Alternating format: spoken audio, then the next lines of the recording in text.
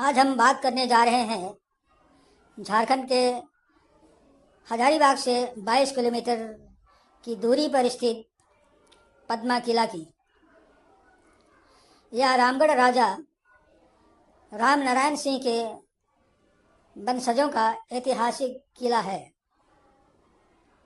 वैसे तो हजारीबाग प्राकृतिक सौंदर्य के लिए प्रसिद्ध है। यह वन्यजीव, प्राकृतिक झीलें, प्राचीन मंदिर आदि के लिए भी जाना जाता है। यहाँ 6 छोटी झीलों का समूह है जो सौंदर्य को और भी निखारता है। यहाँ पर्यटक दूर दूर से घूमने के लिए पहुँचते हैं, लेकिन कभी राजवाड़े के ठाट और रौनक से लैस ये पद्मा किला आज खंडहर में तब्दील होते जा रहा है। इस किले में 150 कमरे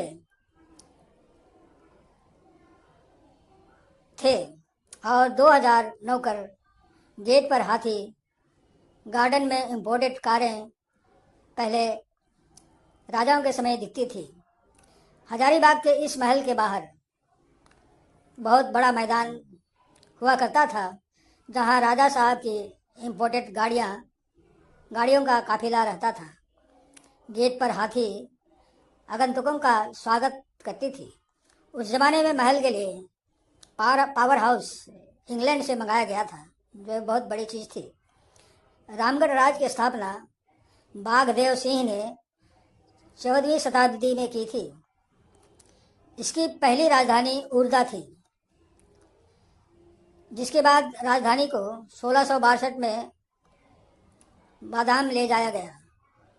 फिर 1670 में रामगढ़, 1772 में इचाक और 1873 में इसकी राजधानी इचाक से बदलकर पद्मा कर दी गई थी।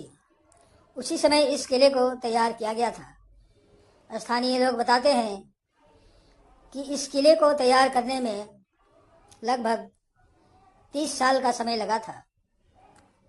1873 से लेकर 1970 तक इस किले में ठाट बाट देखने लायक थी। महल में उस समय सिनेमा थिएटर भी बनाया गया था, जहां रोजाना शाम को फिल्म दिखाई जाती थी। स्थानीय लोग यहाँ आकर बड़े उत्साह से फिल्म देखा करते थे। आज पद्मा किला प्री वेडिंग की अर्थात शादी करने वाले पहले जोड़ी की पहली पसंद बन चुकी है। वे लोग यहाँ अपनी प्री वेडिंग शूट करने के लिए पहुँचते हैं। साथ ही कई लोग घूमने के लिए भी इस महल में आते हैं, लेकिन यह महल धीरे धीरे अब खंडहर का रूप लेते जा रहा है। इस महल के अंतिम राजा कामाख्या नारायण सिंह थे और अब सौरभ नारायण सिंह रामगढ़ राज्य के उत्तराधिकारी हैं, लेकिन उन्होंने भी किले को संजोने की कोशिश नहीं की।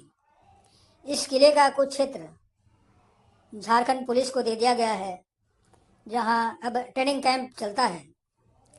इसके अलावे भी राष्ट्रीय खेल प्राधिकरण इस परिसर में बनाया गया है। यहाँ की पूरी ज़मीन खाली पड़ी है। इस तरह पुरानी चीज़ें अब समाप्त होने के कगार पर है। केवल यादगार मात्र ही रह चुका है। समाप्त। धन्यवाद।